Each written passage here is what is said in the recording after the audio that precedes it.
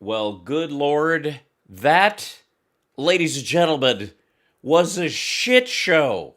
It's a great way to start off. I think those of you that are watching this later may not have been following along in the United States as we dealt with the first day of the second impeachment trial of Donald J. Trump. A trial where the Democratic argument was so strong, it is alleged that the Republican lawyers had to regroup and create an entirely new argument from scratch, which would be the kind of thing you would say after you gave a performance like we saw with this dude today. This is Bruce Castor of oil fame. No telling if you boil his argument down long enough if it turns into actual ricin. But from a legal standpoint, that's exactly what it amounted to.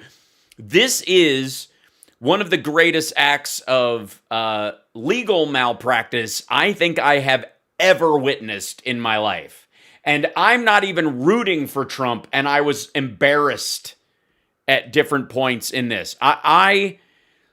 Any point you come across any of the arguments that were presented by, and I hesitate to even call them arguments. What Castor did was essentially toss a word salad right in front of us, and then Schoen just yelled at everyone that he shouldn't have to have a job. I watched all of this today, and I have to say, like, I'm even amazed at the low quality of his legal representation. I mean, and we all watched the Rudy Giuliani press conference and all of the gatherings in front of state senates that Rudy arranged. Thank you. My problem was I went on early this morning and it was, people like Chairman Raskin making the argument in the video that they put up, and I just felt like not the space necessary for comedy, and I would like to let it sit. And I honestly thought that, these guys were going to make their kind of short and sweet argument, and then I guess go. We don't even think this should be a trial because it's against the Constitution to impeach someone once they're in office, which is what Schoen kind of was slamming and yelling about. But that's not where this dude went. Can we just revisit? Now, I don't have to go through this whole argument. This is, by the way, Fox carrying this. And their title for Trump's own lawyer was Bizarre. Trump attorney Bruce Castor rambles during opening statement. That's the pro-Trump angle in this, folks. That in and of itself is frigging stunning. But, I mean, you'd have to be an idiot not to notice that he just seemed in way over his head and was falling apart. This was, it was bizarre. Bizarre. I'll give you, I'm not going to give you the whole thing because a lot of people watched the whole thing because I watched it mouth agape just going, where is he going with this shit? I'll just, a couple of select moments. Let's just select them at random, shall we? That we're doing a pretty good job of identifying and prosecuting those persons who committed those offenses. And I commend the FBI and the District of Columbia Police and the other agencies. Except for the Capitol Police where, somebody died, but, I mean... for their work. It's natural to recoil. It's an immediate thing. It comes over you without your ability to stop it. He's, for those of you that were picking up in the middle of it, he's talking about Trump's aftershave. The desire for retribution. Who caused this awful thing? How do we make them pay? Yeah, we're in the process of doing it. It's an impeachment trial, followed by legal litigation. And by the way, can I, on a side note, if I may, if I were a member of any of the 200 plus people who've been arrested because of the Capitol insurrection, I would be getting my attorney to contact the lawyers of all the other people who went and filing a class action lawsuit against Trump for giving a false order as president that I perceived as being legitimate because he was president of the United States. Well, that's only partly true. Because if I was one of those people, I would also be a fucking moron and never think of it. So never mind. We recognize in the law, and I know many of you are lawyers, probably lawyers, some of you, I've been a lawyer 35 years, longer than me. Many longer than me, probably. And we know we have a specific body of law that deals with passion and rage, blinding logic and reason. Absolutely. Any of the first 5 Kiss albums will work. I think a lot of Adele fans feel that way about her first record. That's the difference between manslaughter and murder. Oh, yeah. By the way, this is the part where he makes the case that Trump's really guilty of manslaughter, not necessarily murder. Manslaughter is the killing of a human being upon sudden and intense provocation. But murder is done with cold blood and reflective thought. Oh, really? I'm about to commit murder. I'm going to, of course, calm myself and think of poetry I once knew. It's a calm and reflective thing that I do with a steely repose. Jesus Christ. So, basically, the Democrats are going to be making over the next couple of days the murder argument, which is what this guy, the rake, this asshole just walked into. We are so Hello, Belfast. understanding of the concept that people's minds can be overpowered with emotion where logic does not immediately kick in. Dude, do you know who you're defending? That we have recognized. This is the guy who wouldn't press charges against Bill Cosby, just in case you were wondering which of the two. He's not the guy who defended the mob and the Klan. That's the other dude. Examples that otherwise would be hearsay and said that no, when you're driving down the street and you look over at your wife and you say, hey, you know what? That guy's about to drive through the red light and kill that person. Your wife can testify to what you said because the car has fucking windows and she went, huh? And saw it? What are you talking about? What is this? Where's the manslaughter versus murder part of it? You mean they're running the red light on purpose in this? Seriously. Even though it's technically hearsay, is an exception it's not hearsay, asshole. She was in the goddamn car. Because it's the event living through the person. I just felt it. It just balled up in me. The whole watching the person run somebody down. Why? No opportunity for reflective thought. Yeah. What? What opportunity for reflective thought? So, I was trying to grasp this earlier. But, so the idea is your husband's driving the car. Follow me on this. Your husband's driving the car. And he says that person is about to kill that person by running that red light. And he relates that to his wife. And all she sees, though, is him turning his car into the other car to try and slam his car into theirs because he has perceived that they are A, going to run the red light, and B, intending on or ignorantly killing that person. And so he makes the decision to kill that person, which makes it manslaughter, not murder, because he didn't drive to that intersection to smash his car into the... Jesus Christ. There's all sorts of examples. Well, then give one, fucknut. This is so dumb. That we recognize in the law for why people... I am the law! ...immediately desire retribution, immediately recognize in the law that people can be overcome by events. Yeah, sometimes you're just driving and you're like, I think that guy's gonna run a red light and kill someone at some point. So I was overcome with the desire to run him over as he got into his car. What? What is this? Please take a moment. Gather yourself. That was very difficult. And you know... No, I don't. I don't know what you're talking about. No one does. Senators of the United States, Oh, no. they're not ordinary people. No, they're not ordinary people. They put their pants on very differently. The ones that wear pants. They're extraordinary people. No, they're not. They're ordinary people with extraordinary jobs. Jesus Christ. I mean, honestly. In the technical sense. No. No, they're not extraordinary. You don't need any legal, financial, technically, or intellectual. You don't have to hit any markers. There's not a test. There's not like a Scantron. You don't have to get a good SAT score to become a senator. If the people from your state vote you in, like Josh Hawley, even though you're a dumbass and you don't even live there, you're not extraordinary. The job is okay, never mind. Extraordinary people. Jesus Christ.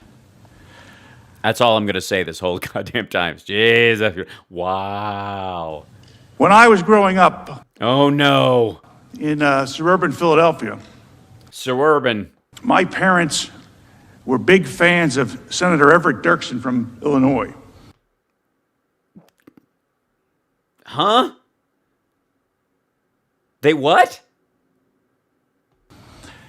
And Senator Dirksen recorded a series of lectures that my parents had on a record. Oh, okay. So we're talking about your folks used to listen to right-wing propaganda records like the Ronald Reagan anti-Medicare records. Thank you, Clint. Hold on one second. We gotta. Thank you, ladies and gentlemen, for gathering around the radio tonight. Tonight, I'm here to warn you about the scourge of communism. Now, communism sounds friendly enough, because who doesn't like to come? Right. And we still know what records are, right? Jesus, come on. Stop trying to be charming. Everybody where you are is old. On the thing you put the needle down on and you play it. Yeah, that also could be described as Lane Staley's heroin use. And here's little Bruce, 8, 9, 10 years old, listening to right-wing propaganda. Little Bruce. Listening to this back in the late 60s. And I would be listening to that voice. If you ever heard Everett Dirksen's voice, it's the Do it for us. Do it. Give it to us. most commanding, gravelly voice that just oozes. Ew. I'm sure his family's very... hello. Well, thank you for listening to my record. Now, tonight, ladies and gentlemen, I present to you the scourge of communism as I ooze into your ear holes and warn you about the dangers of allowing the creep of socialism to get in. And speaking of creep, I'm of course referring to my good friend from across the island, Mississippi. Belief and sincerity. Must have been a phenomenal United States Senator. I wouldn't know. You're the guy who collects his LPs. He doesn't talk about ordinary people. Why don't you play it? Please have someone bring out a goddamn record player. Now, Tommy the Cat's a real man of the little mighty throat. Many a fat alley cat met his demise while staring point blank down at the cavernous barrel of this awesome predator. Truly a wonder of nature was Tommy the Cat. But Tommy the Cat had many a story to tell, and it was a rare occasion such as this that he did. All right. As we Somebody said Tom Waits. And do in the law, we apply the ordinary person standard. yes, the Mary Tyler Moore reads it, and if she doesn't read it, I'm not interested. He talks about extraordinary people. He talks about gallant men. Yeah, let me guess. He was a senator at the time. Was the name of the album. And now, of course, in the sign of the times, gallant men and women. Let it go. And I would watch television and I would watch Senator Goldwater or Senator Byrd or... That's an interesting choice. You would watch Senator Goldwater and Senator Byrd when you were a young man. That's curious. Or Senator Mansfield, Senator Dole, and I would be fascinated by these great men. Uh-huh. That's right, Bob Dole doesn't think he should be in the same breath as Byrd. And everybody's parents say this when they're growing up. You could grow up to be a United States Senator. Yeah, but in your case, they were lying to you. You could do that. So his parents were listening to their favorite senator on LP or watching senators on TV, and they told their 8-year-old, you could do that. It's the sign of respect. Jesus Christ, you're 8, you could do that. They're just men and women like you are. You are just men and women. Little Bruce, I'm glad your parents were so open. Well, then Everett Dirksen tells us that they're not. No, they're not. They're special. They're gallant. Oh, all right. It's pronounced gallant, by the way, and it's one of my favorite typefaces. Men and women that do extraordinary things when their country needs them to do it. So they were agreeing with him. What? The United States senators really are different. No, they're not. And How? How are they what are you talking about? I have been around United States senators before. Were you able to keep from ejaculating? 2 of them in this room from Pennsylvania, I like to think, are friendly toward me, or at least friends of mine when we're not politically adverse.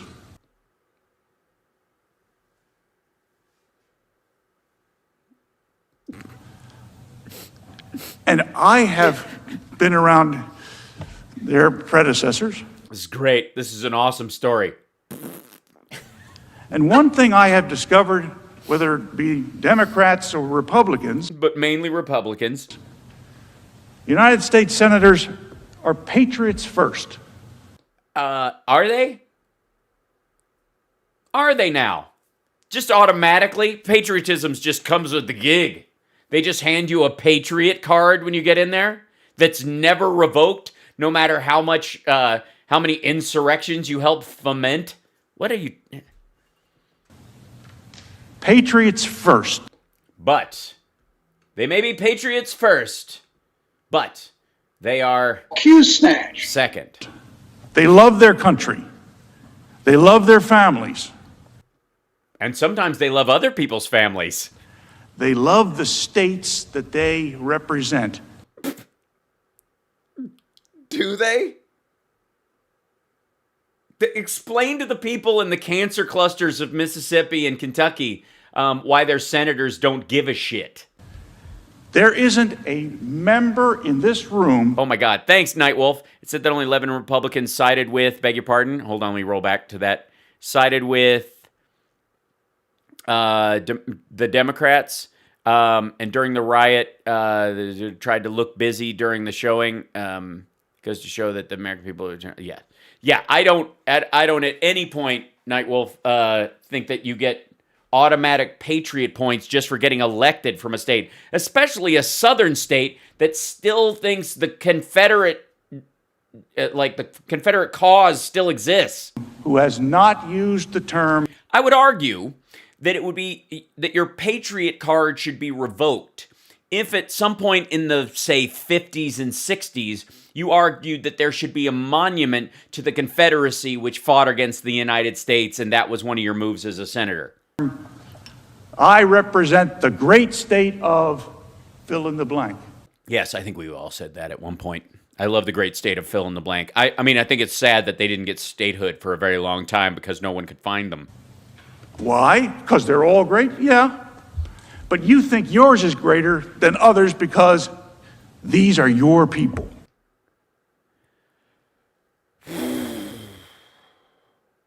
Jesus. These are the people that sent you here to do their work. They trusted you with the responsibility of representative government. Yeah. But didn't this whole bullshit start with him saying that his parents, as he was growing up in Pennsylvania, loved the work of an Illinois senator and used to listen to his records? Yeah, this is the argument for tribalism. Exactly. You know, I feel proud. I feel Q-snatch. Me too. Proud to know my senators. Senator Casey up here in the back. Up here in the back. That sounds painful. Senator Toomey over to the left. Only physically, not, yeah. You know, it's funny. This is an aside, but it's funny. It is funny. This is a great aside. Go for it. Let's hear what the funny aside was. I'm sure we'll all be... Q-snatch. Right. Sorry. You ever notice how... You ever notice? Why? Jesus Christ.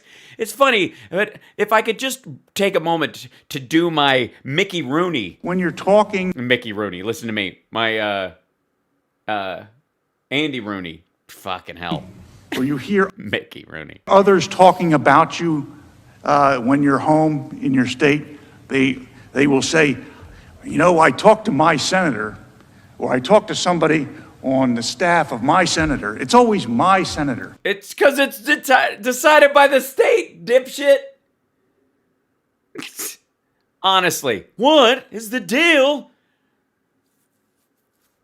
Why is it that we say my senator? Because you live in a state and you have two senators from your state, which also isn't your state. You just are there. But we say, why do we say your state, our state, just because you live there? What makes it your? What if you live in a commonwealth like Pennsylvania and I call it, do I say our or your or my commonwealth? Fucking hell, this is dumb. We say that because Because that's normal human colloquialisms. the people you represent are proud of their senators. No, they're not. Is that why oftentimes, like, our senator is an asshole is a phrase that never passes anyone's lips? What the hell? They absolutely feel that connection.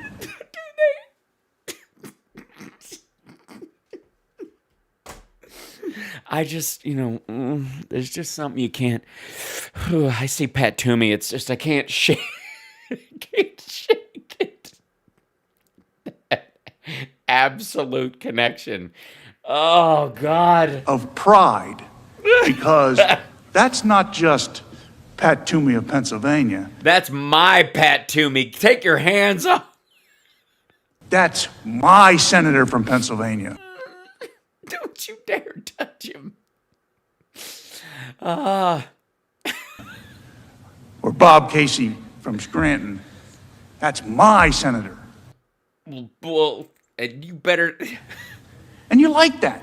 People like that. The people. Yeah, they like it when you can own another human. What are you talking back about? home really do. They love it when their senator puts on a zipper hood and says, "I'm all yours." And If they're allowed to speak, I mean. United States senators have a reputation, Oh, do they now? and it's deserved. They have a reputation for cool-headedness, being erudite.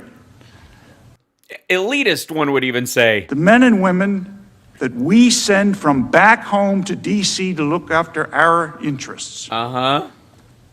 We feel a sense of Wait, why do we call them our interests? I mean, isn't it funny? I know this is a little aside, but isn't it funny how we say our interests when they're interests that have to do with our lives? ownership and a sense of pride in our senators. Do you get a leash in Pennsylvania? I don't know how I mean, it's a Commonwealth. Anything could happen there. There's plenty of times I've been around in political gatherings. Uh-huh. Oh, have you now? Where I hear, there's no way Senator Toomey's going to allow that. Oh, so you mean Senator Toomey or Casey are both known for anonymous holds where even though the people of the state might want it, people at a private political gathering of fundraisers will step all over it. I don't mean to pick on you, Pat, but there's Why is that picking on it? no way Senator Casey is going to allow that. He's one of 100 senators. What do you mean allow that? Because we feel pride and something bad is potentially in the wind. And we... Wait. Excuse me?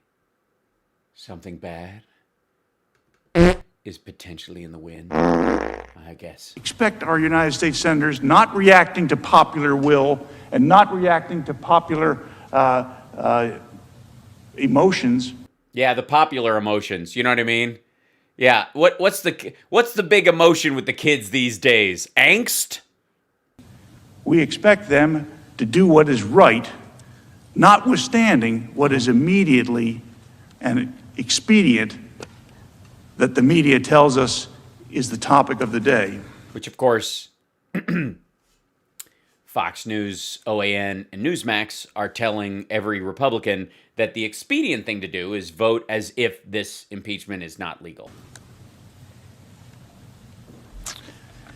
I'm in PA. I have no friggin' clue what this idiot is yammering about. Well, Sandra, I join the club. So senators are patriots. Senators are family men and women. So there are no single childless senators. Interesting. They're fierce advocates for the great state in which they represent. Well, some of them are. Some of them are just owned by the quote-unquote special interests. But, you know, it's nice when the oil companies in Montana can go, that's our senator. And somewhere far down that list of attributes, way below patriot, Wait, how long is the list? and way below love of family and country, and way below Way below. fierce advocates for It's pronounced we below, they wobble, and they don't fall down. their states. Uh-huh. Far down. Way down, like in the low 200s. At least that's what I thought. Yeah, that's what I thought too. What the fuck are you talking about? Anyway, and I still think that.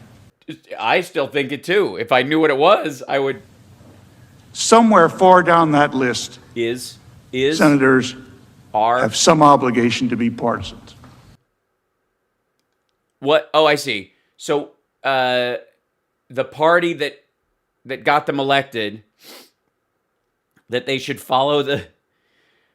Oh God. To represent a group of beliefs that are similar to beliefs shared by other United States senators.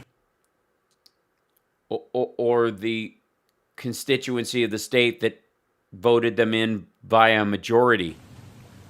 I understand that. And in fact, I have no problem with that system. Great. All right, sit down. It helps us debate and decide what is best for America. No, it doesn't. Just being bipartisan for the sake of it doesn't help any of that stuff. What? The robust debate of different points of view. And I dare say that Senator Schumer and Senator McConnell represent those things in this body and make sure that everything is talked out and robustly debated. What? McConnell literally was proud of being called the Grim Reaper because he stopped bills from reaching the floor. He stopped them dead, so they never had a chance to be debated. Buy a new suit jacket or have it tailored. You've obviously lost the weight, and it's something to be proud of. In this room, before United States senators make a decision of extreme importance to the... Yeah, the decision of extreme importance when McConnell was in charge was made well before anyone had a chance to debate it, when he decided not to allow a vote on everything. people they represent.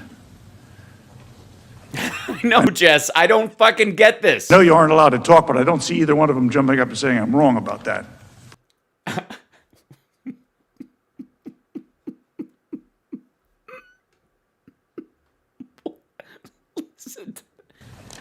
I know you aren't allowed to talk, but I don't see either one of them jumping up and saying I'm wrong about that. I know you're not allowed to talk, but I don't see either one of you jumping up to say I'm wrong about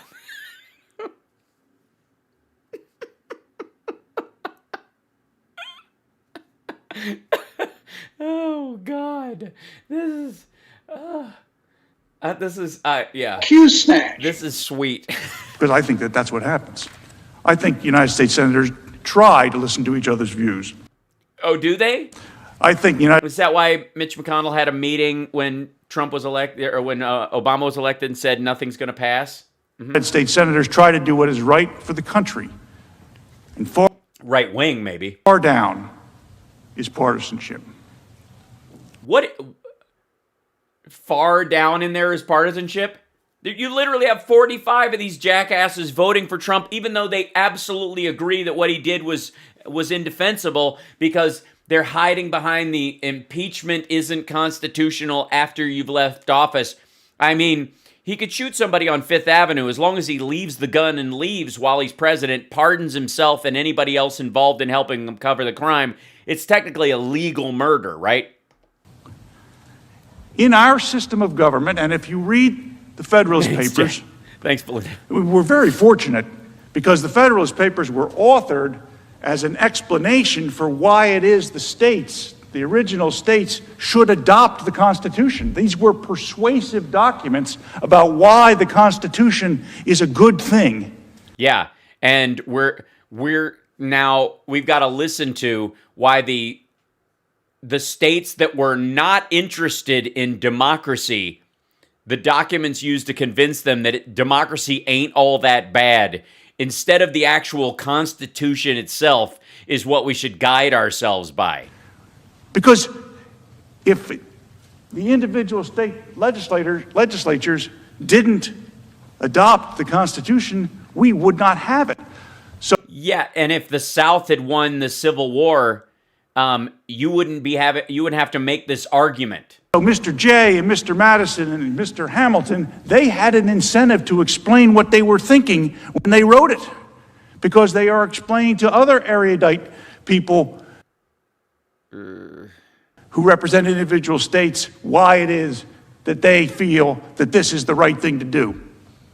And in fact, And please, tell us what the Federalist Society printed out for you. as many of you well know, Madison had to promise that there would be a Bill of Rights immediately upon adoption, or we wouldn't have a Constitution. Even then, there was a horse trading going on in the legislative body of the United States. But I thought they were all patriots. Why are they selling horses in the well of the Senate? Oh, God. The other day, when I was down here in Washington, I came down earlier in the week to try to figure out how to find my way around. Cool story, bro. I worked in this building 40 years ago. I got lost then, and I still do. But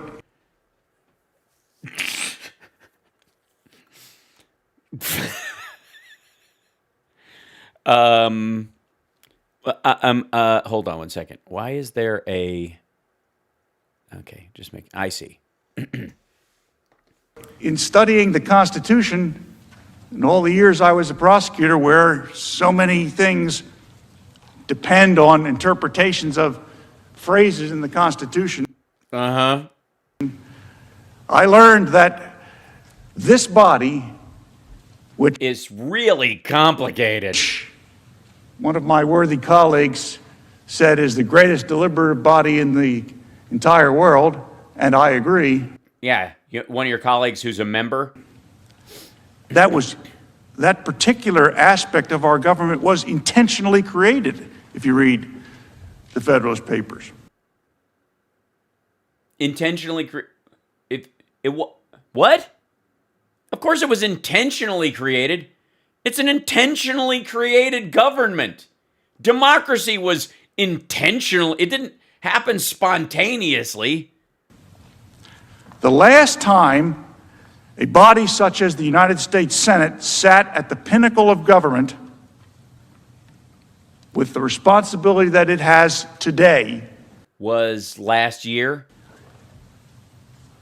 it was happening in Athens, and it was happening in Rome.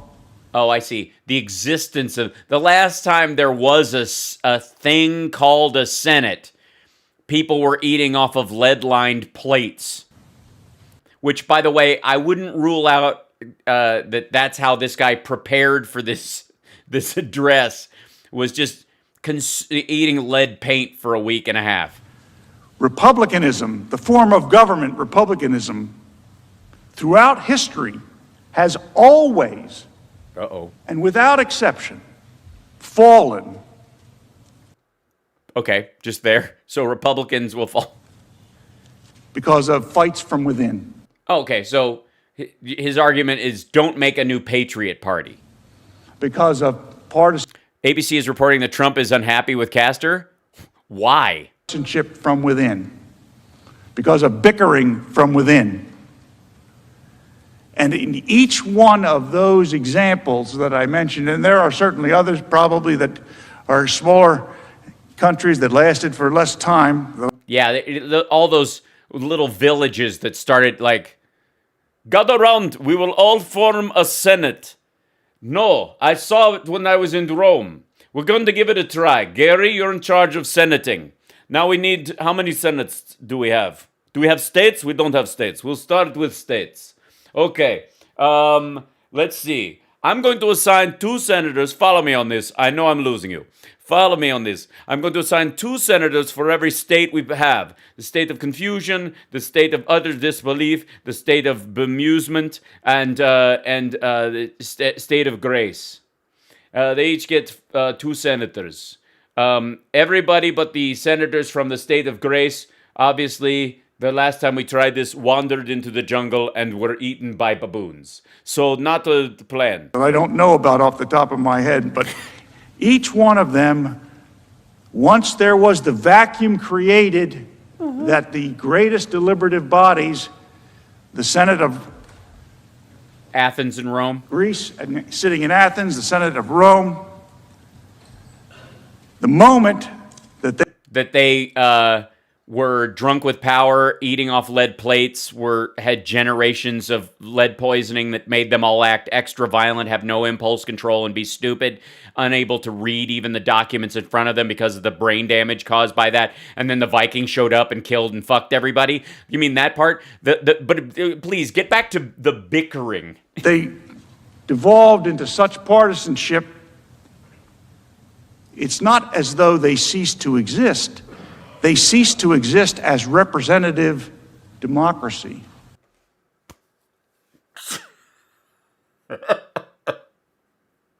Yeah, there's still, if you go to Athens, there's still pillars. Both replaced by totalitarianism. They always had an emperor. Paraphrasing the famous quote from Benjamin Franklin, who, as Oh, please paraphrase. Like, please give us a Rudy Giuliani level paraphrasing, please, Jesus. a Philadelphian, I feel as though I can do that because he's my founding father too.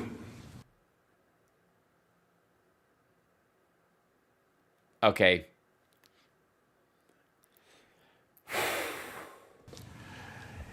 He who would trade liberty for some temporary security deserves neither liberty nor security. If we restrict liberty to attain security, we will lose both. Somebody just passed out in the back of the well of the Senate. And isn't the way we have it? By the way, for the record, I mean, it's not like this asshole is a lawyer or anything, but he didn't paraphrase him. He read the quote. To paraphrase exactly what I have written on this piece of paper, that's a quote that I looked up on Wikipedia. enshrined in the Constitution the concepts of liberty that we think are critical, the very concepts of liberty that drove us to separate from Great Britain. And I can't believe these fellas are quoting what happened pre-revolution as though that's somehow of value to us. We retained elements of British common law that was useful. We just threw out the monarchy part, dickhead. Left the British system. Yeah, we don't talk like this anymore, all right? We're not going to do it, right? Won't you guys just go back where you came from? Oi, oi. If we're really going to use pre-revolutionary history, then we would be wearing pinstripe suits in the well of the Senate to... Oh, shit. In Great Britain, then the precedent is we have a parliament and we have a king. Uh-huh. Don't go there, girlfriend. Did he just head wag us? Hold on. I've got to check that just to make sure I'm not... Watch this. Head wag. We have a parliament and we have a king. Oh, no, you didn't. Is that the precedent that we are headed for? Yeah, we're headed towards... Wait a minute. So, the Democrats are trying to impeach Trump because he does not have the right to commit a crime and then run out the fucking clock and then run again after he's able to for the next 4 years, make money off the government, with, mercenary groups that he and Betsy DeVos's brother put together. And because we're trying to keep him from being able to run for office again, we're headed towards monarchy in parliament. You're arguing for monarchy, dickhead. These guys are literally there to argue that Trump is above the law. Yeah, this is better than OJ, because at least it's, kind of funny. Now, it's not an accident that the very first liberty, if you grant me that our liberties are enumerated in the Bill of Rights. Why would that be granted? They actually are. All right, Your Honor, I object, but I'll allow it. If you grant me that... Yeah, oh, thanks, Chuck. I'm glad you like it. It's very quadrophenia. You're absolutely right. It's not an accident that the very first liberty is a direct contradiction to the Ten Commandments. In the first article of the Bill of Rights is the First Amendment, which says Congress shall make no law abridging freedom of speech, etc. Etc. Yeah. Never abridge, etc. You should be able to use etc. for anything you want, for stuff you want to do, stuff you want to say, stuff, things you got, etc. Congress shall make no law. The very first one. The most important one, the ability to have free and robust debate, free and robust political speech. Yeah, but you can't yell fire in a crowded theater. You can't sell child porn. We don't have... Congress obviously can make laws that abridge the freedom of speech if that freedom is mismanaged.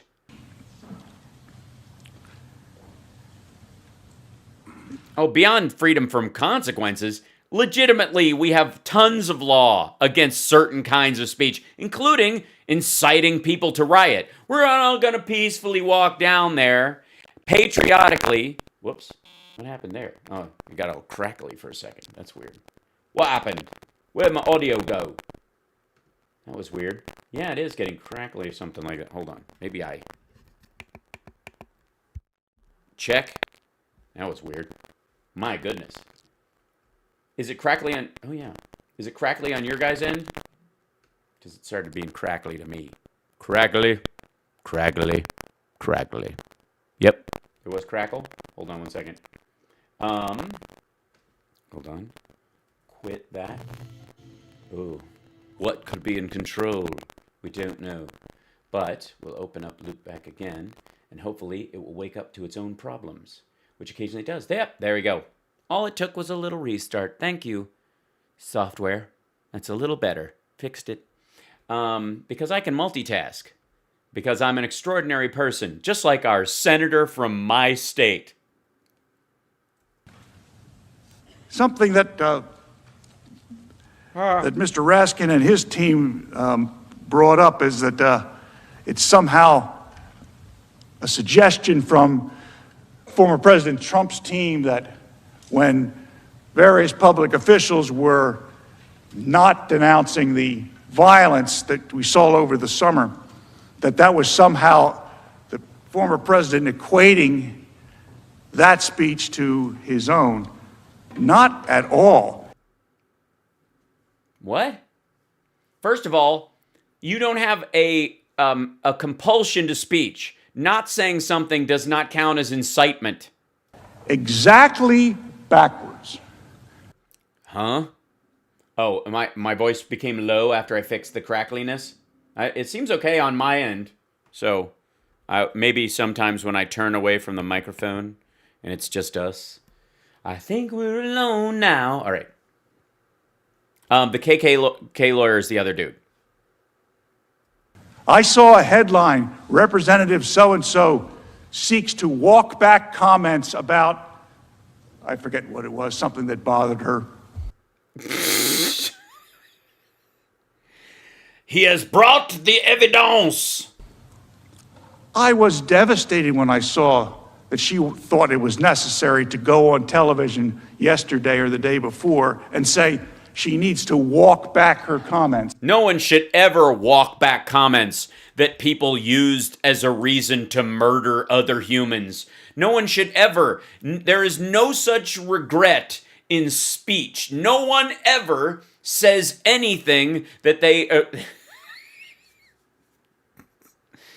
Please, sir, give us an example. Blather a bunch of racial epithets and anti-gay rhetoric and slam your co-counsel with some anti-Semitic references and then say, I will never walk that back, so that we know that there has never been a situation where anyone has had to apologize for something they have previously said. She should be able to comment as much as she wants. She can. It's not a problem of volume. And she should be able to say exactly as she feels. Really? She should, as a representative of Georgia? Because she feels like California wildfires were started by Jew lasers. So... And if she feels that the supporters of then President Trump are not worthy of having their ideas considered, she should be permitted to say that. And anybody who agrees should be permitted to say they agree. They are. You are permitted. You have permission. So he wasn't talking about Marjorie Taylor Greene. I'm not quite sure who he's talking about. That's what we broke away from Great Britain in order to be able to do. That's right. We definitely broke away from them. To be Quakers. Wait, what? To be able to say what we thought in the most robust political debate. My colleague, Mike Vanderveen, is going to give you a recitation on the of a series of racial epithets that he's proud to use in normal conversation. First Amendment.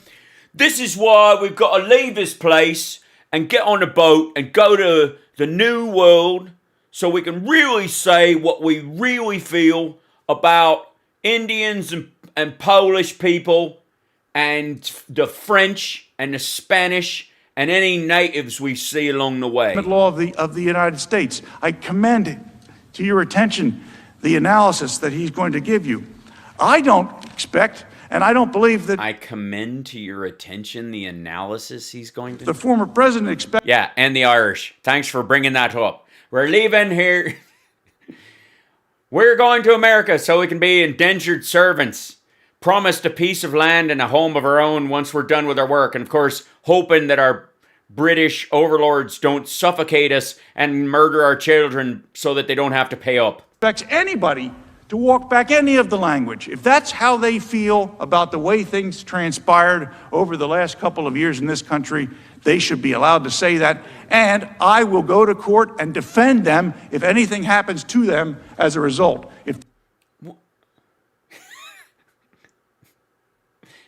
Okay, he's now the attorney of record for, there's a fire in here, this place on fire! Run, everyone, run! The government takes action against that state representative or that U.S. representative who wants to walk back her comments. The government takes action against her. I have no problem going into court and defending her right to say those things, even though I don't agree with them. Well, yeah, because you're expecting to get paid.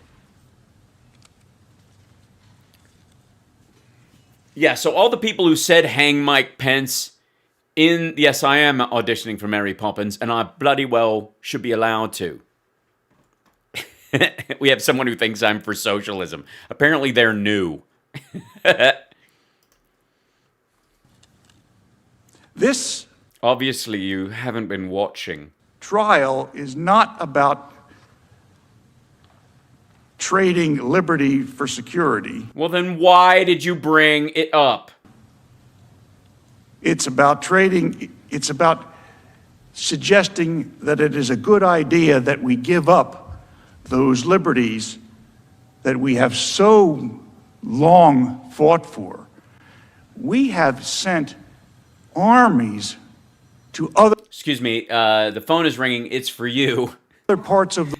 Might want to go just take it. Just go pick up the phone. It's Trump calling. He's been screaming at the television, and he has a couple of things. He wants you to switch into just mention AOC as much as possible and hope it solves the problem. The world to convince those governments to implement the freedoms that we enjoy. This trial is about trading liberty for the security from the mob? No, we've already had this argument. Can't yell fire in a crowded theater. You can't cause a stampede or a riot willfully knowing that the people will be harmed in the process. And you do. And if you're president and you believe and you know that a large portion of your people are following you and believe that they should take up arms on your behalf, and you watch it from the White House smiling and going, this is awesome, then clearly you are absolutely expecting, hoping for, and impressed by the outcome. Honestly, no. Yeah, some of the new trolls, I appreciate the trolls that are here. Thank you guys for joining us and puffing up our numbers. But I'm going to need you to go back and watch like 20 live streams so you know exactly where I stand on stuff. So that don't yell shit at me that you just kind of throw at other shows. I don't expect a lot from you. What should I expect? You think Trump's farts smell like spring breeze, and your dream is to be the seat cushion of his golf cart. I get it. That's where you are.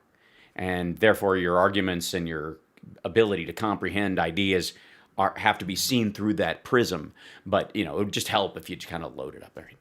It can't be. We can't be thinking about that. We can't think about stuff.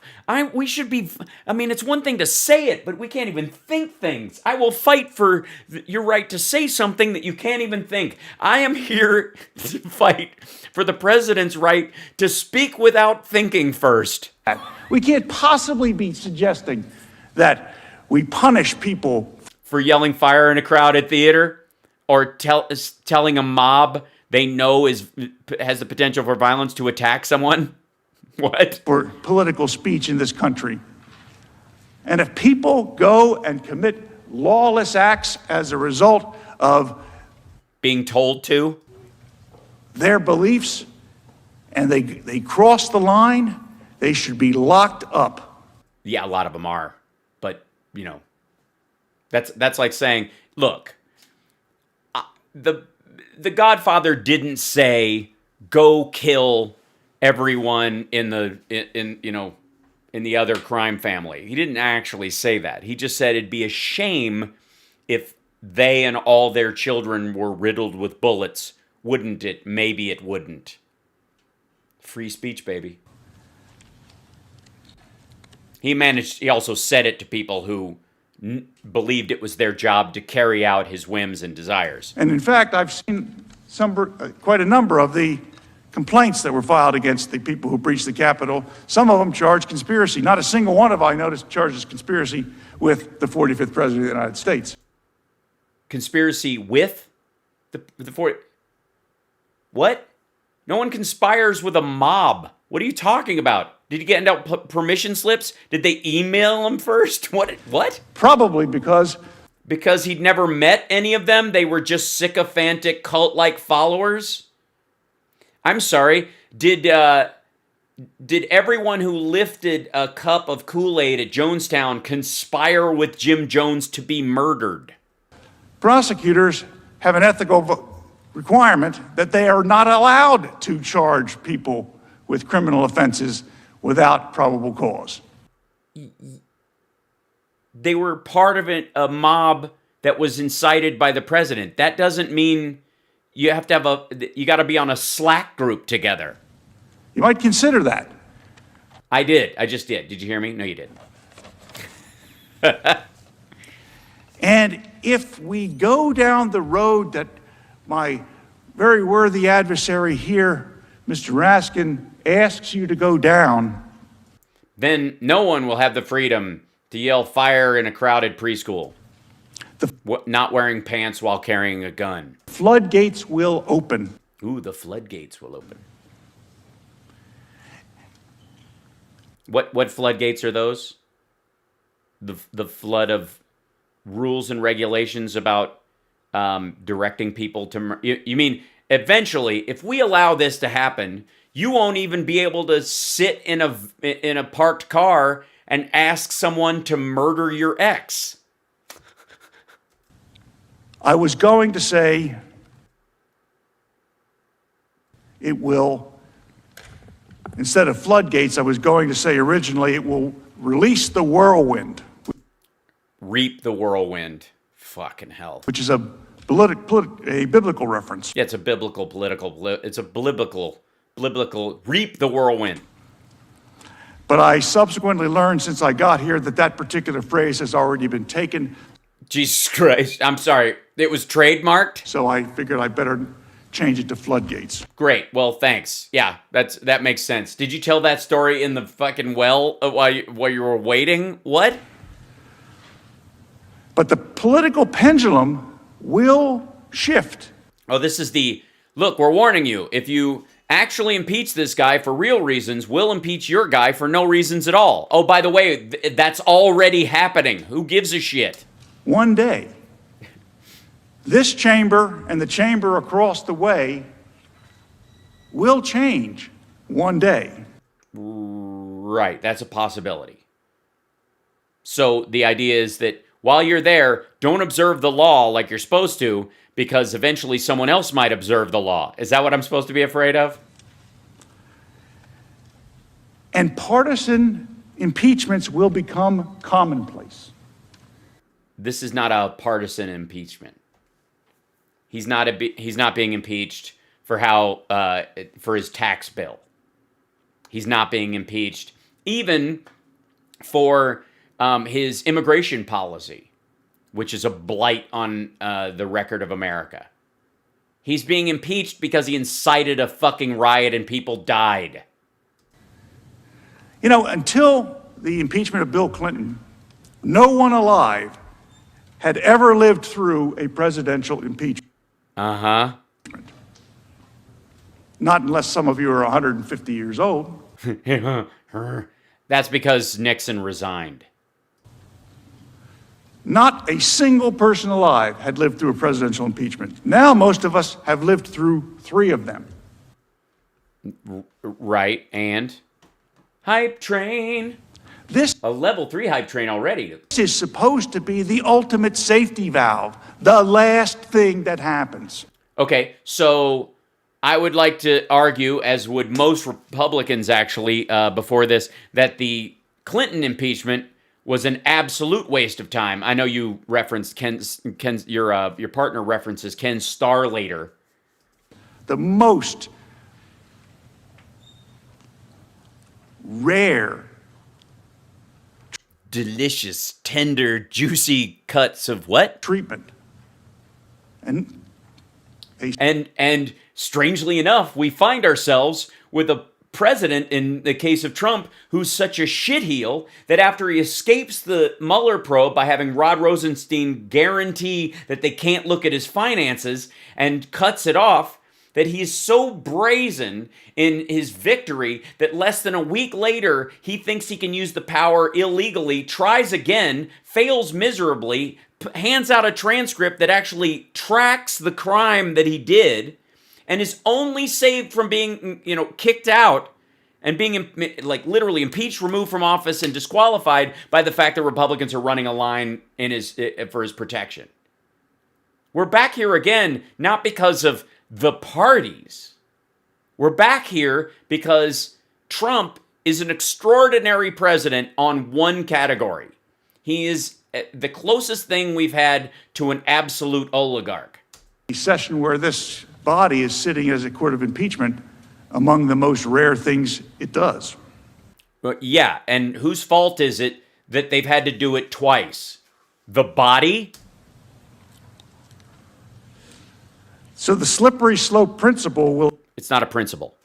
It's an assertion you're making to try and scare everyone from out of doing their job, because if they do their job, you're saying the Republicans are just going to fire back in retaliation, not because anybody deserves it. taken hold if we continue to...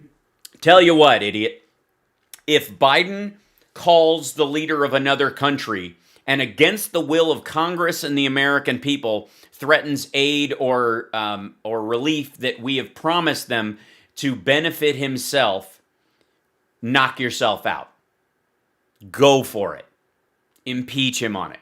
And if he ever denies the election, if he loses next time, and he denies that the election was legit when it absolutely was, and calls for his supporters to stand on the lawn and then march down and threaten the lives of, and it leads to them threatening the lives of Mike Pence or Kamala Harris in this situation, threaten them with murder because she wouldn't run interference for him.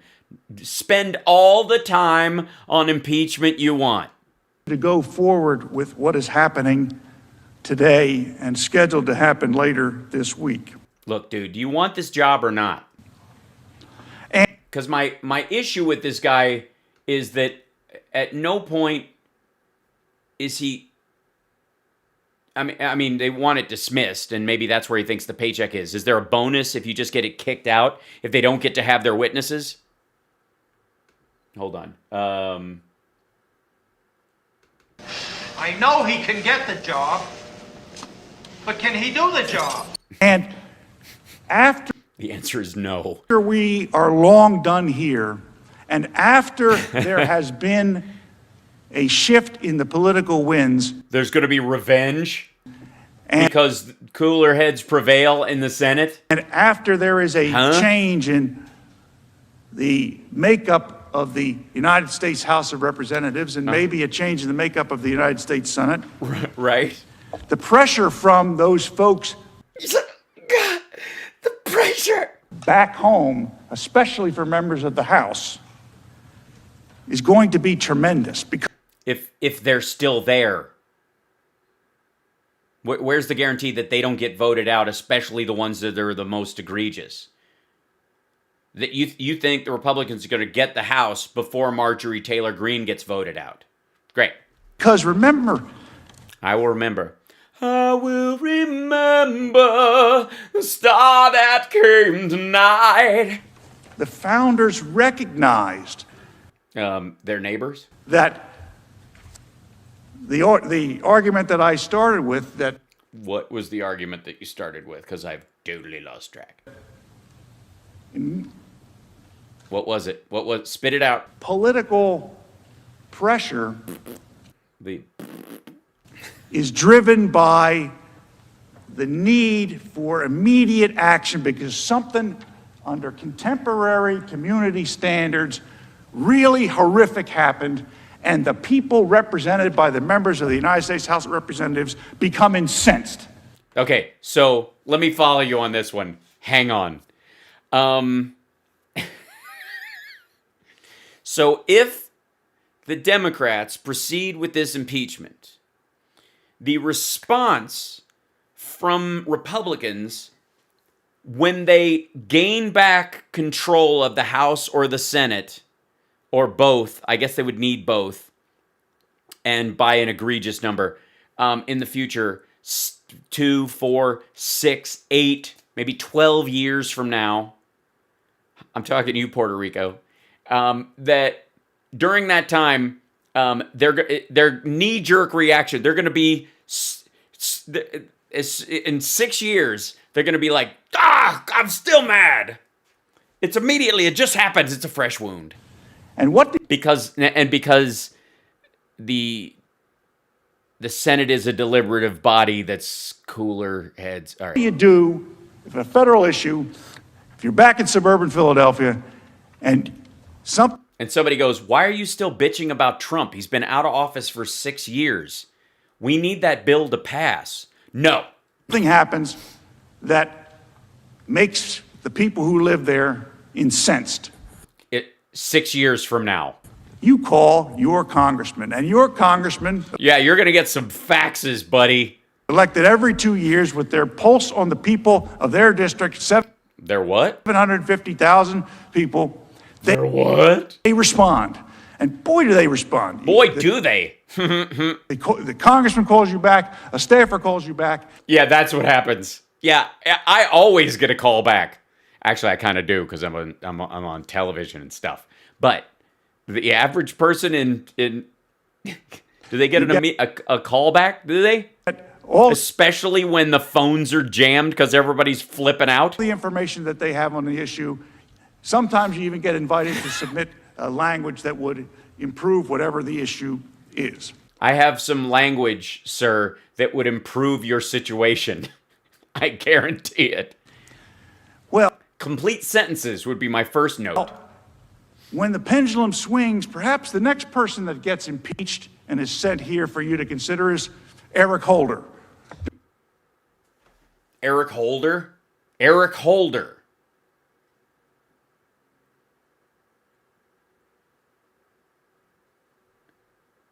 Eric Holder. I'm sorry. I didn't realize we had a time machine. Eric Holder.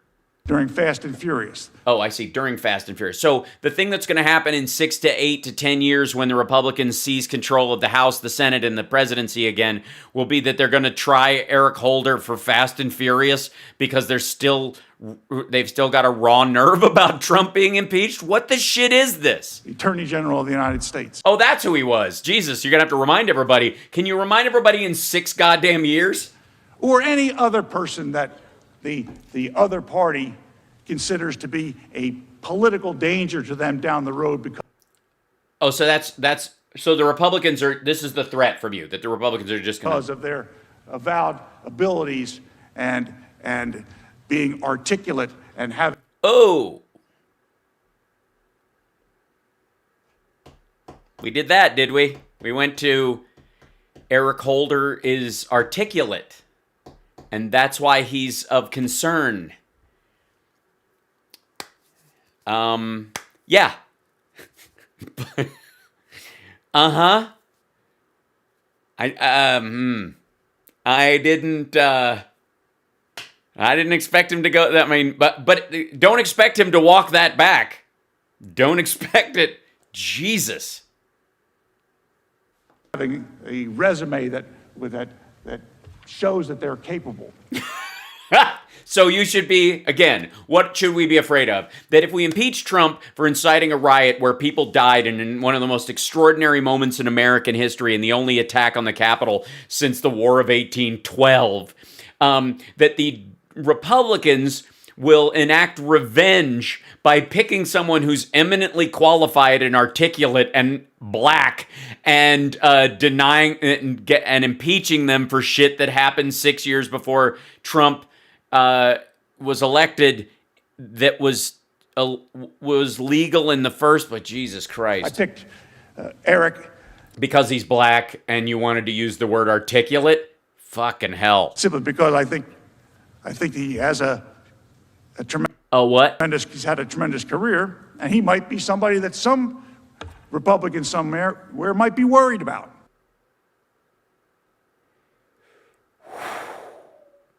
Man, I missed this part. When I was watching it earlier, I must have been vomiting when he did this part. Good Lord. So maybe the next person they go after is Eric Holder. And, the Republicans might regain the House in 2 years.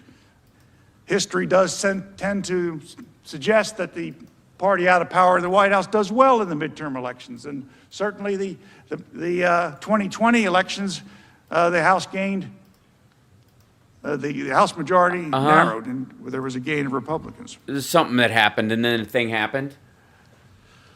So yeah, take a sip of water, but don't touch the top of your head. That's the other guy. the members of the House, they have to worry about these consequences, because if they don't react to whatever the problem of the day is, like dehydration, for example, somebody in that jurisdiction there is going to call them, and squeaky wheel gets the grease, and they don't have the guts to go, I'm sorry, I know you feel that way, but I have to follow the law. I don't go there as a representative of the district simply so that I can commit crimes on your behalf. somebody is going to say, if you make me the congressman, I'll react to that. So if you vote to convict Trump in the House, which already happened and is no longer an issue, that someone's going to run against you that would commit a crime for him. That What? means that the sitting member has to worry about it. Oh no, not worry. That's terrible. Well, I don't want them worrying. Oh my gosh. Can you imagine if the worry. Guys, I didn't realize we were worrying them. I mean, I know they're extraordinary in the Senate, but Because their terms are short.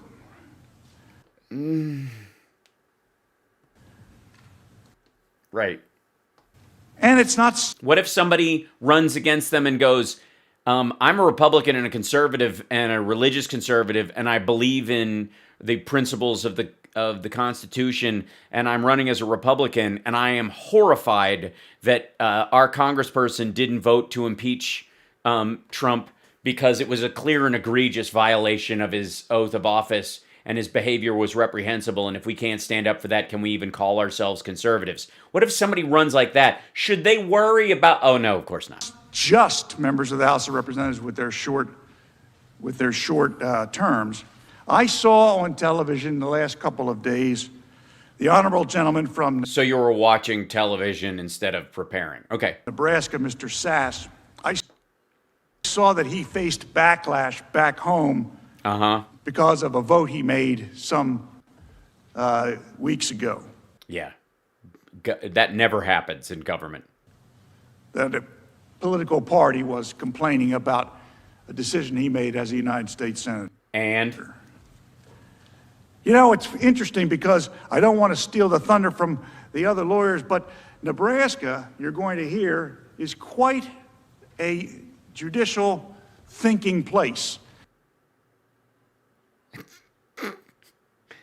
quite a judicial thinking place. Seriously, dude, do you smell burnt toast? And just maybe Senator Sass is on to something. That Nebraska is a judicially thinking place? You'll What? hear about what it What? is that the Nebraska courts have to say about the issue that you all are deciding this week. Why? Hey Siri, what's the population of Nebraska? In 2015, the population of Nebraska was 1,896,190. Well, 1,900,000. That's my goodness, nearly 2 million people. if they tripled the population of that state, it might have as many as Los Angeles County. But please tell me how they have 2 senators representing 2 million people, and LA doesn't get its own senator. California has 40 million. But tell me how they're a judicially thinking place. Did Nebraska just bond together with Montana, Wyoming, and Kansas and go, you know what, guys, it's not fair. We should have territorial senates because we don't have anywhere near these people. There seem to be some pretty smart jurists in Nebraska, and I can't believe a United States senator doesn't know that.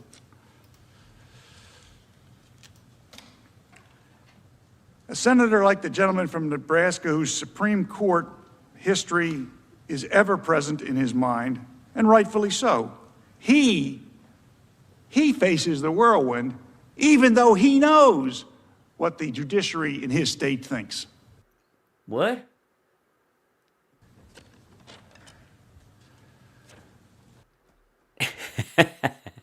That's where we're going? I see. Yeah. Yeah, the maggots are kind of eating each other in this process. It's a good time, though. It's fun to watch. People back home will demand their House members continue the cycle as political fortunes rise and fall. The only entity that stands between the bitter infighting that led to the downfall of the Greek Republic and the Roman Republic and Is olive oil a useful lube or simply just for salad dressing? Sorry. the American Republic is the Senate of the United States. Or, I don't know, a couple thousand years. Thanks, Shall the business of the Senate, and thus the nation, come to a halt? Not just for the... This isn't coming to a halt. This is the business of the Senate. This qualifies as the business of the Senate. current weeks while a new president is trying to fill out his administration. But shall the business of the Senate and the nation come to a halt because impeachment becomes the rule rather than the rare exception? Well, now that Trump's not in office, I don't think we need as many. Because I think maybe, especially if he's convicted, one of the ways you keep it from becoming the rule, the rare exception instead of the rule, is you actually convict people on it when you know they're guilty. Because the reason why it becomes just like a political nuisance that takes up a bunch of time is if you keep trying people and then you don't actually convict anybody. If the party, especially the Republicans, run interference on it, in the case of Trump both times, or in the case of Clinton, bring it forward even though they know it's an untenable political situation, carry it through just to embarrass him, and then vote against it in the end anyways. Because they use it as a political hammer. I know you can see this as a possibility. Everything's a possibility. It's not a probability, though, unless Republicans back up Trump and refuse to indict him. Because not a single one of you ever thought I know, he should be convicted. He won't be convicted, though. Right. you would be doing a second Unless they do a secret ballot. impeachment inside of 13 months.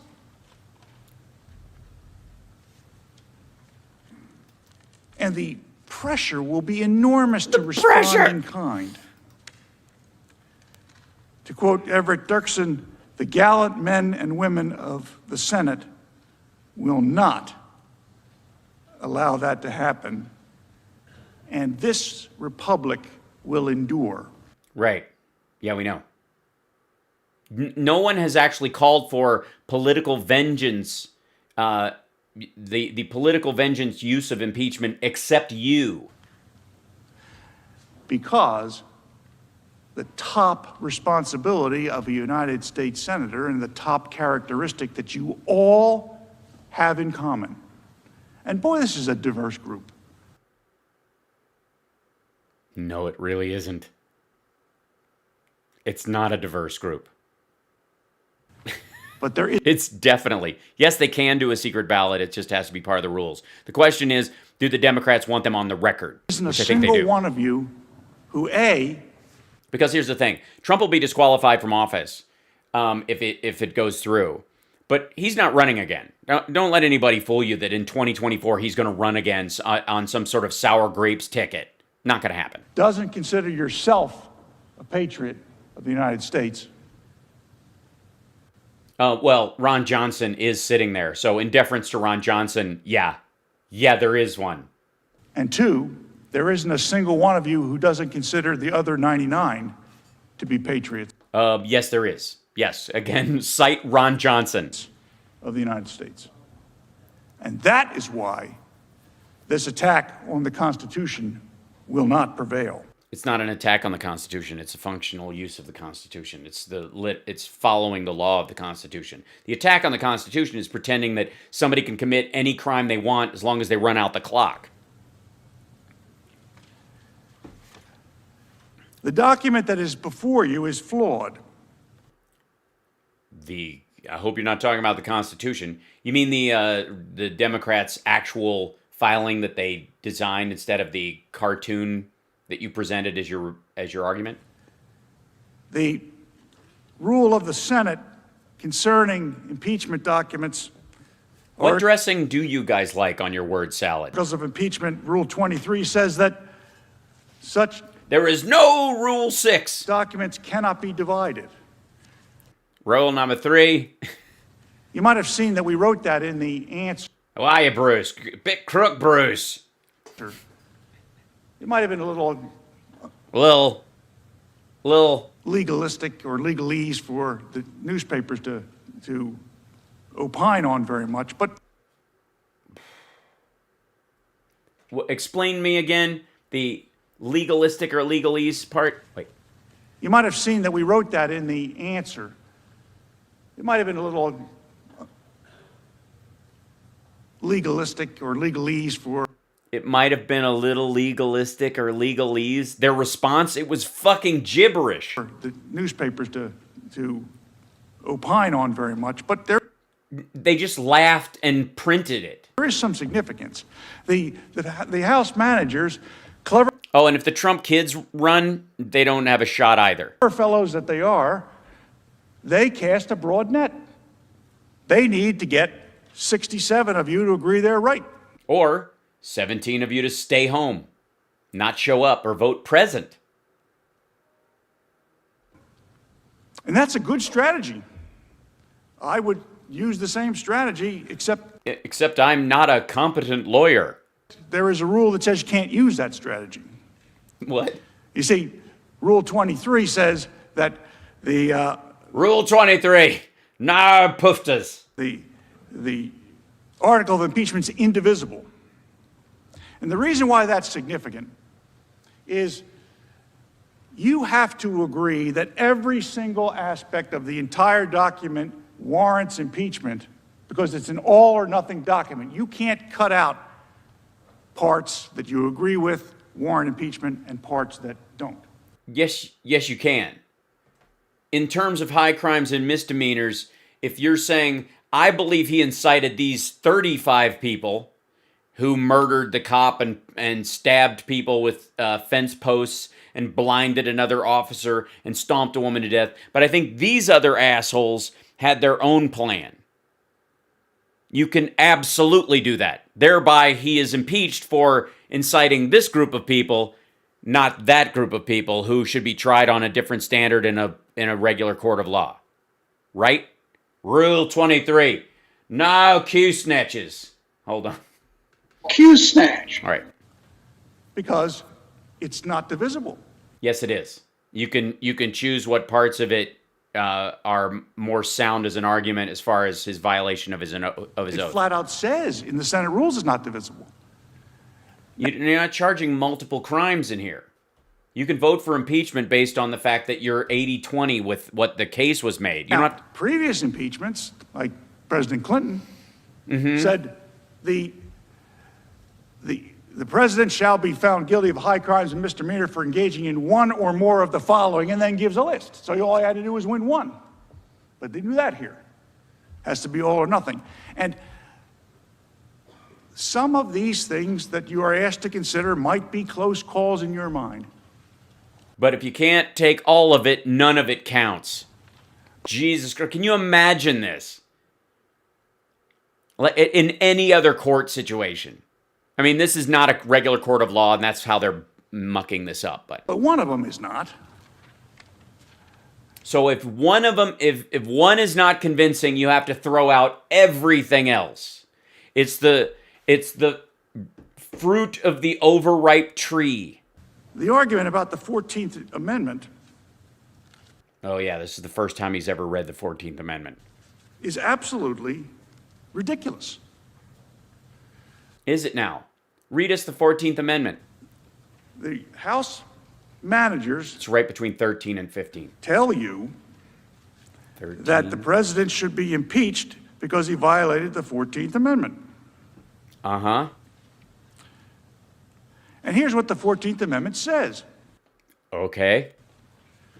No person shall be a senator or representative in Congress or elector of president and vice president or hold any office, civil or military, under the United States or any other state who, having previously taken an oath as a member of Congress or as an officer of the United States which the president has done. Okay, so satisfied that point. or a member of any state legislature or as an executive or judicial officer of any state to support the Constitution and shall have engaged in insurrection or rebellion against the same. Right, which is the exact argument that they're making. Or given aid or comfort to the enemies thereof. We love you. You're very special. But Congress may vote by 2/3 of each house to remove such disability.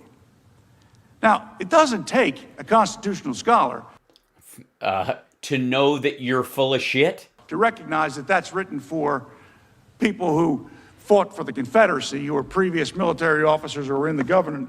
Or anybody. Oh, so I'm guessing that if, according to Bruce Castor, if we'd caught during the Cold War, somebody who was actively working for Russia, let's say there was like a Ron Johnson, but in 1981, that he couldn't have been impeached from his seat based on these principles and kept from running for office later on because it was really for the Confederacy, not in general. Now, anybody, you don't have to be a constitutional scholar to notice that they didn't put in as in the Confederacy and retaining and applying only to former members of the Confederacy.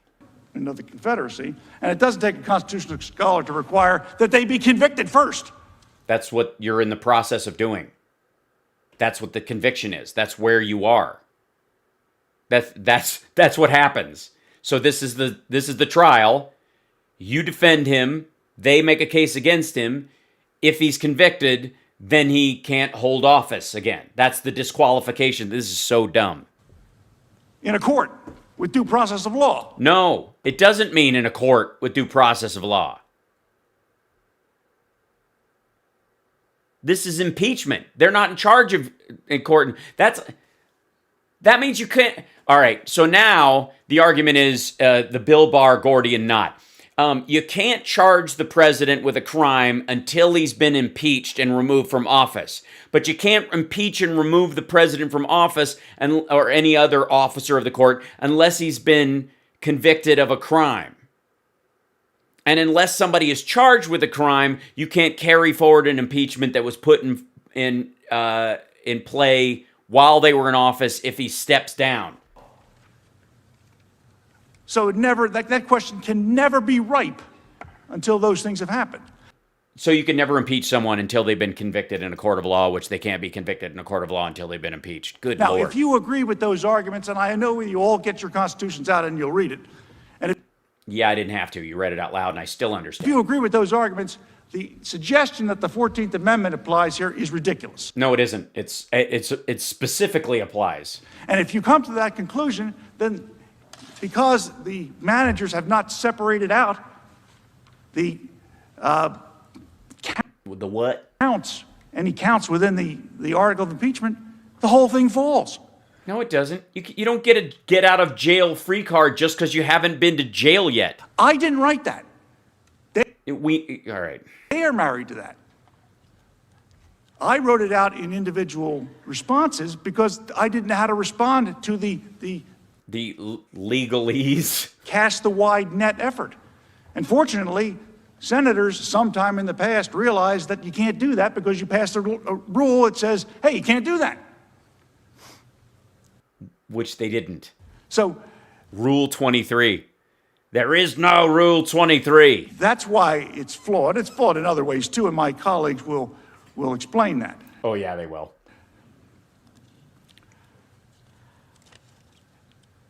I was struck. I thought By a pan before I walked in, really a skillet, right to the prefrontal cortex. I can't explain my behavior any other way. the House managers who spoke earlier were brilliant speakers. Yeah, it's amazing how they formed words and had a cohesive argument, showed evidence. It was just nutty. And I made some notes, and they'll hear about what I think about some of the things they said later After I think about them some more. when I'm closing the case. Oh, in your closing argument, which is going to be sweet. But I thought they were brilliant speakers, and I loved listening to them. Yeah, it was great. Some of the greatest hits. I loved listening to them the way my Pennsylvania parents love listening to LPs of senators from Illinois. And they were smart fellows. But why are the House managers afraid, and why is the majority of the House of Representatives afraid of the American people? They're not. They're just afraid of the ones that stormed the Capitol and tried to put a bullet in Mike Pence. I mean, let's understand why we are really here. Why are we really here? We are really here because the majority in the House of Representatives does not want to face Donald Trump as a political rival in the future. No, it's because he has shown himself to not be worthy of holding a position of authority in the country ever again. I mean, should impeachment even exist? The disqualification argument cannot exist if there are no qualifications. Maybe that's the argument. Why can the Democrats in the House simply want the bar to be raised? That's the real reason we're here. And Is it? that's why they have to get over the jurisdictional hurdle, which they can't get over. But that's why they have to get over that in order to get to the part of the Constitution that allows removal. So that's No disqualification. He's already out of office. nobody says it that plainly. But unfortunately, I have a way of speaking that way.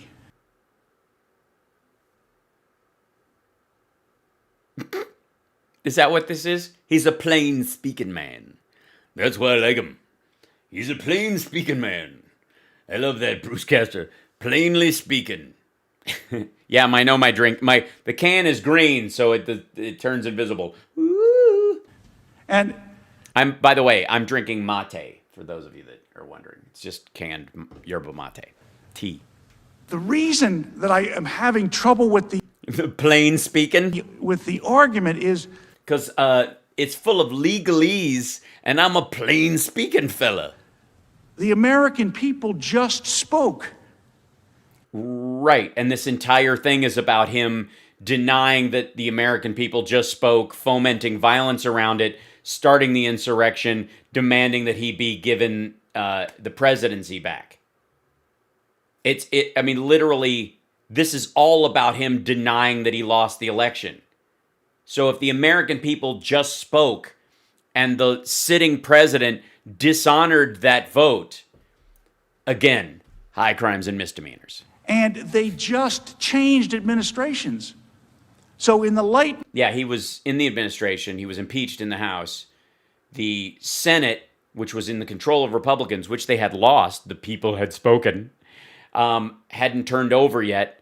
And so Mitch McConnell delayed this hearing, this part of it. This is the part where he has representation that can argue his case and confront witnesses and question people. That he held it off until he was out of office, guaranteeing that you could make this argument. If there had been a timely trial, you wouldn't even be able to make this argument. But literally, the Republicans ran interference for him. most favorable to my colleagues on the other side of the aisle here, their system works.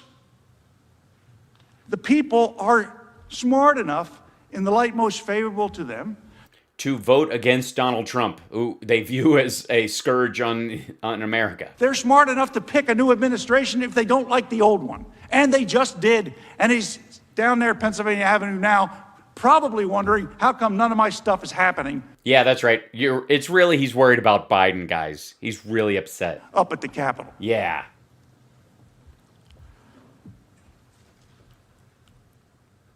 Why? Why? What? Why? Why? What?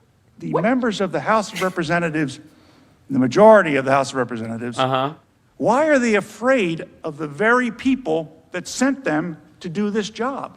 They're not. They're answering the will of those people. The people they hope will continue to send them back here. Why are they afraid that those same people who were smart enough to pick them as Who also wanted Trump to do time. their congressman aren't smart enough to pick somebody who is a candidate for president of the United States? Because it's the other party we're concerned with, and the fact that he will turn it into a cult between now and then, or that they believe he is the tacit leader. If he can't run for office, he can speak all he wants, but he has shown himself to be in violation of his oath, and therefore his oath can't be trusted. Therefore, he can't hold office, because if he takes an oath, he doesn't mean it. Why fear that the people will all of a sudden forget how to choose? Has he got a big white glob on his lip? Are these guys do they both have cotton mouth? Yep, he does. Right there. Right there. Got a big white glob on his... Why fear that the people will all of a sudden forget how to choose an administration in the next few years? And in fact, this happens all the time when there are changes in How do people not know? administrations. Is that why the other guy was licking his lips so much? Because he saw this and he was like, I can't let that happen. I can't let that happen. From one-term presidents to others. Yeah, I wonder why we didn't have to impeach Jimmy Carter. Oh, geez, because he was a gentleman and we had a peaceful transfer of power? Well, Nixon was sort of a 1.5 term, but Nixon to Ford. That was his own vice president. Ford to Carter, Carter to Reagan. Yeah. Ford didn't expect to get reelected. He was never elected in the first place. And Carter transitioned nicely. He didn't. There was no 3 months of this was... I'd like to say that this was all bullshit. Georgia should have gone my way. Bush 41 to Clinton. That happens. Yeah, and none of them spent weeks calling the entire election phony and fraudulent and getting people together in a giant group on the lawn and saying we're going to peacefully and patriotically walk down there. But if they're not doing what we want when they get there, you got to fight like hell or you're not going to have a country anymore. The people get tired of an administration they don't want, and they know how to change it.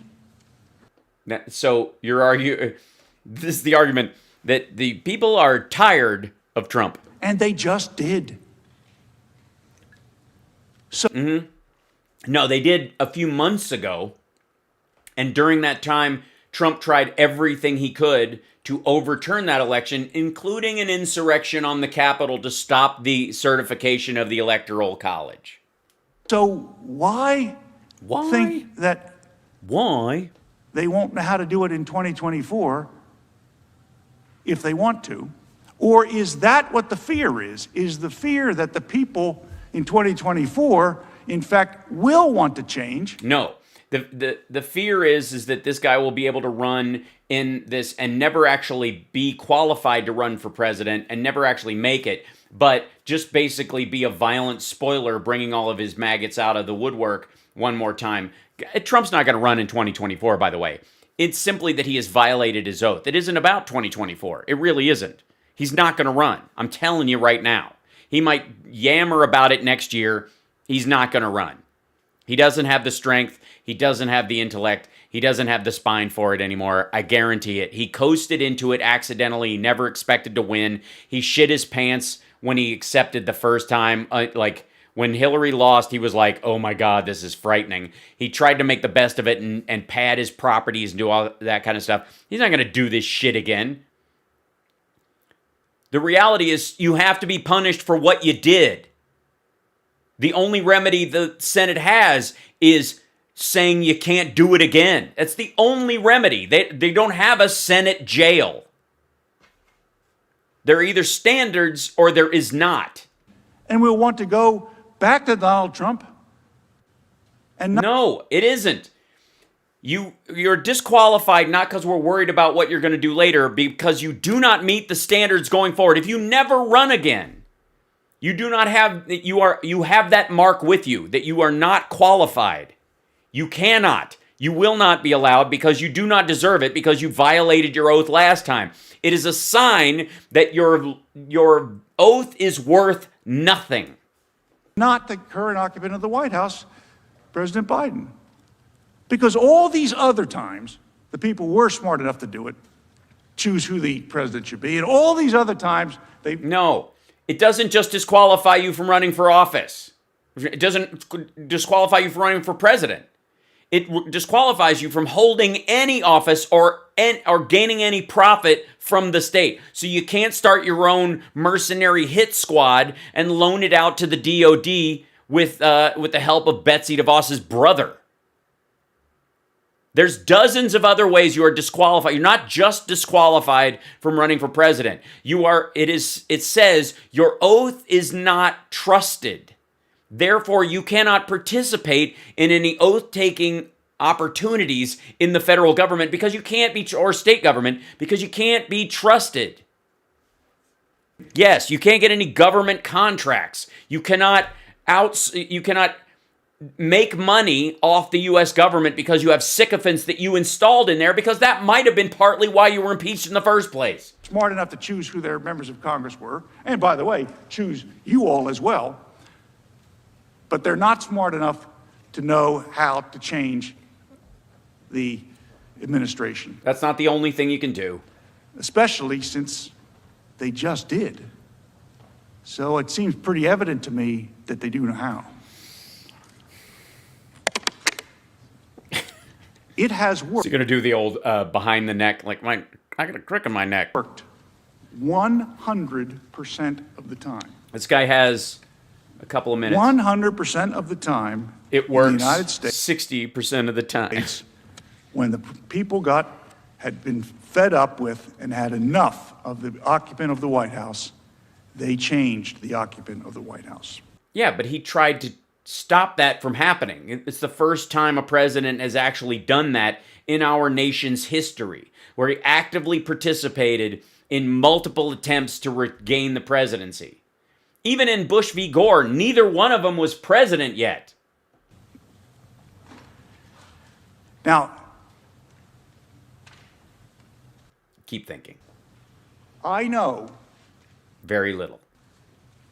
that one of the strengths Of using a microphone is of this body the sonic quality of the chamber is itself. its deliberative action. Yes, you're taking part in that right now. You're part of the deliberation process. That's why you're an advocate for the president. And I saw Senator Manchin on the TV the other night talking about the filibuster. And the main point was that Senator Manchin was explaining to those of us who don't operate here all the time Or at all, even when you are there. that this body has an obligation to try to reach consensus across the aisle to legitimize the decisions it makes. Right. Obviously, he's capable of making his own pronouncements on it, but that's what it came across on the television. And I think that's true. And I think that's why the $1.9 trillion tax cut that the Republicans passed using reconciliation, only 51 votes, was a complete farce. think that that is a good way of saying why the Senate of the United States is different than other places. You know, the Constitution is a document designed to protect the rights of the minority, not the rights of the majority. No, it isn't. It is to make sure that it carries out the will of the majority, but takes care of the needs and wants of the minority to the extent that it can. The Constitution isn't there just to stop the minority. Okay. Congress shall make no law abridging all of these things. Yeah, just all of them. I mean, any of them. You can't make any laws abridging all of these things. I mean, you need a permit to march and of course a riot and looting and burning places down doesn't qualify as protest, and it's not a peaceful assembly. And of course, free speech doesn't cover child porn or yelling fire in a crowded theater. But, all the, Bridgie. Thank you, That's Maxwell. because those were Thanks, guys, for the new follows, by the way. And Fabulous Friday, thank you for subscribing. If you subscribe on Twitch, you have to resubscribe every month. If you use Amazon Prime, you can do it for free. I'm just reminding everybody because some people the forget. things Thanks. that were of concern at the time. Uh-huh. It's easy to be It's so easy. in favor of liberty and equality And everybody wants liberty, baby. free speech when it's popular. Or when it doesn't involve child porn or incitements of violence. Where did I have that? I just have them right here. Oh yeah, I was gonna yell out a bunch of racial epithets and say, "It's nothing against the law about what I just said." I'm done. I think that I want to give my colleague, Mr. Sean, an opportunity to explain to all of us the legal analysis on jurisdiction. I'll be quite frank with you. I don't understand any of it. We changed what we were going to do on account that we thought that the House manager's presentation was well done. We shit our pants when we saw what they were saying, so we decided to fall back on we shouldn't even have to goddamn be here. And I wanted you to know that we have. That the reason why my argument is complete shit is because I threw out our initial argument, which is what Trump dictated to us, which was the representatives and the senators in there and Mike Pence deserved it if they got killed. That was our original one. Have responses to those things. Uh-huh. I thought that what the first part of the case was, which was the equivalent of a motion to dismiss, was going to be about jurisdiction alone. And one of the fellows who spoke for the House managers, who's a former criminal defense attorney, seemed to suggest that there's something nefarious that we were discussing jurisdiction and trying to get the case dismissed. But this is where it happens in the case, because jurisdiction is the first thing that has to be found. We have counter arguments to No, they don't. everything that Well, then you should have made them. they Okay, if you have counter arguments to everything they raised, why didn't you go into those if you were prepared to do those? raised, and you will hear them later on in the case from Mr. Van der Veen and from myself. Great, I'm excited. But on the issue of jurisdiction, the scholarly issue of jurisdiction, I'll leave you with this before I invite David to come up and Oh my God. and give you the long-winded, stupid version. Oh my God. the Hold on. Pausing for a second. I will be right back. Let's see. Let's see. Where is this? There we go. Hold on. Be right back.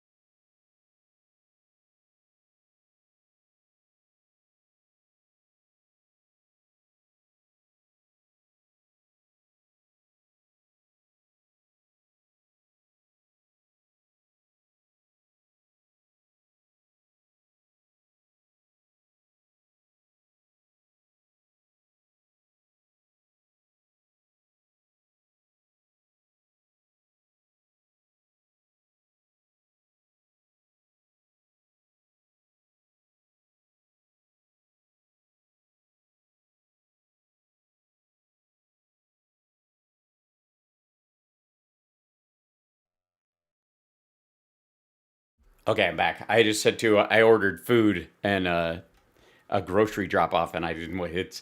It would be sitting on the stoop if I didn't let everybody else know. So since I'm going to stay on with you guys for a little bit, it's erudite explanation. a very erudite explanation. Great, will it be very flowery? Some of this was shown on the screen, but Article 1, Section 3 says judgments in cases of impeachment shall not extend further than to removal from office and disqualification to and disqualification. So they're not together. They can be done separately. And basically, if you impeach him, you can't put somebody in jail, but you can impeach them after they've resigned or left office, and you can disqualify them from future office. to hold any office of honor, trust, profit under the United States. Honor, trust, or profit under the United States. Honor, trust, or profit. So it's not about just whether he can run for office. It's that he can't be trusted and he can't make profit off of government contracts. But the party convicted shall nevertheless be liable and subject to indictment, trial, judgment, and punishment according to law. So this idea of a January amnesty is nonsense. Right. He doesn't deserve one. If my colleagues on this side of the chamber actually think that President Trump committed a criminal offense, and let's understand, a high crime is a felony and a misdemeanor is a misdemeanor. The words haven't changed that much over the time. And other high crimes and misdemeanors. After he's out of office, you go and arrest him. They can arrest him. That's not their job. That's not their ability. But as a deliberative body, they can bring impeachment. So there is no opportunity where the President of the United States can run rampant in January at the end of his term and just go away scot-free.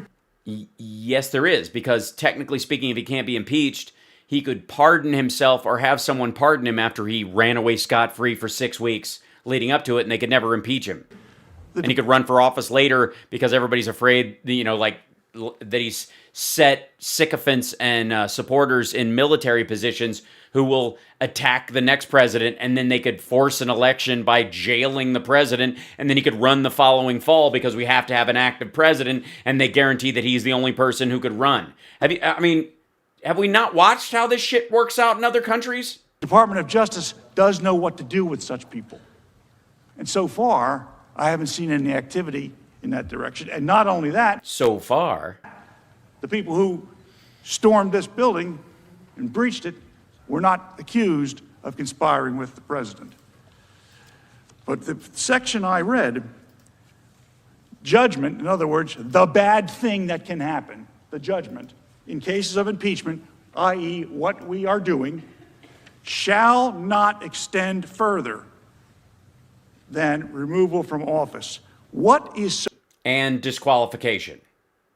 Meaning they can't throw him in jail for impeachment, but they can disqualify him from running from office or getting government contracts in the future. so hard about that? I don't know. I don't know why you're so stupid you can't understand it. I don't know why the comma seems to be the hang-up for you when it actually makes your case fall apart. Which of those words are unclear?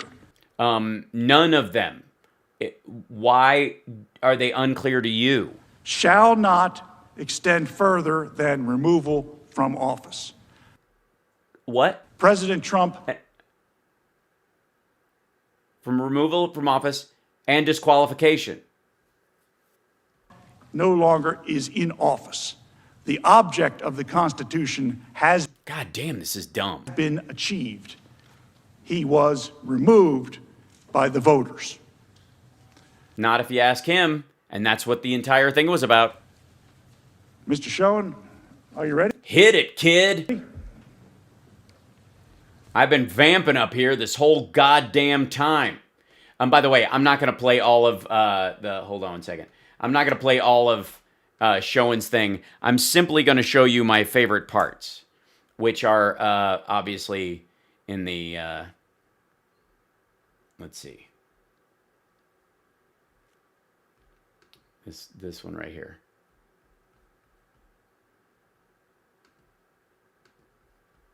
This is, in short, this is what you saw. Denial of due process. Okay, now he's just fucking with me. Okay, so again, he just did that a bunch. He touched the top of his head. And I suppose in deference to the fact that he's Orthodox and Bruce Castor's legal defense. Or not to be, for if we be, then we will. Okay, somebody's just messing around making a video, which is good. Literally, this was what we saw. For political gain. Excuse me. Why the fuck do you have to hold the top of your head? Okay, so this is allegedly because he's an Orthodox Jew and he has to cover the top of his head when he's drinking and say a little prayer. But meanwhile, in the second time he tries it, he actually... Let's see, I'll go to my own feed and grab the videos that I put up. Look at all that me in there. It's great stuff. Is that he whiffs it on one of these. Let's see. Do I have one of the? Yeah, this is where he whiffs it. It's like after he takes the drink and then he goes, "Oh shit!" Right, and it's not because he has to hold. He's used to holding his yarmulke on or whatever. The idea is that he's supposed to cover the top of his head. I have no problem with that, but be consistent about it. If you're gonna do that, and he was wearing a yarmulke when he came in, so wear it. He wears a kippah. Where is it then? If he knows he's going to drink water during that, and he's doing something that would arguably be a holy act, meaning, obviously maybe he can't wear his kippah when he's bearing false witness. Is that the problem? For God's sake. Canceled.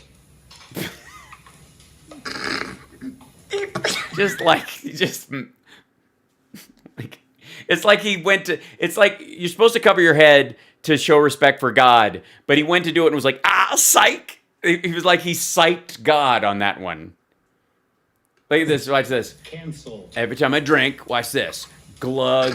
Whoops. Oh, there we go. Woo. Ho. Hey, God, is it? Oh. Canceled. Yes, canceled is right. So, that I don't know that we need to see more of that. The dude just could not. Oh, nice.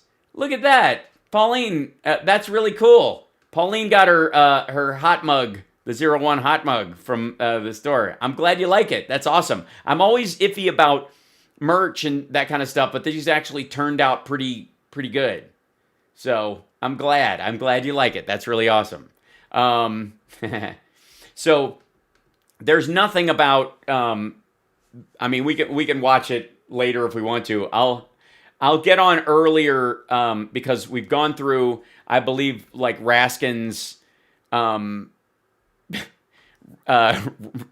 We've gone through like the difficult part and the emotional part of it in some ways.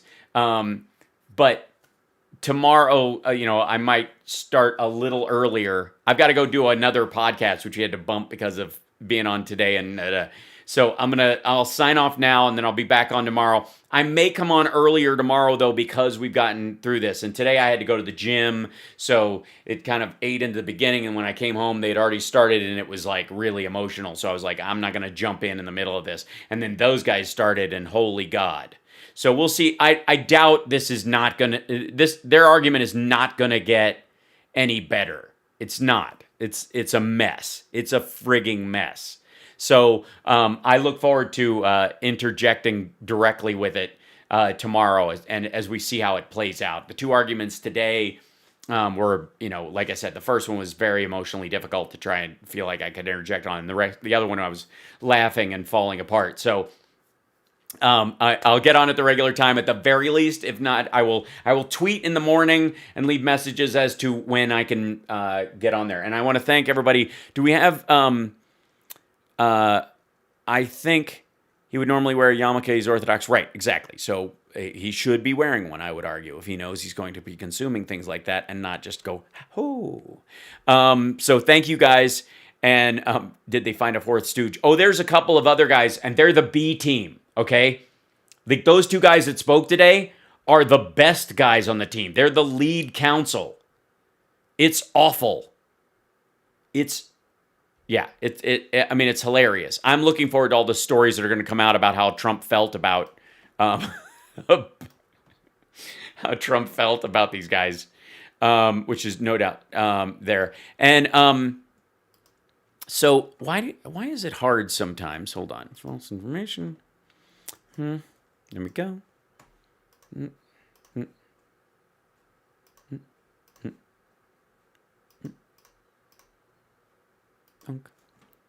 There we go. Dump.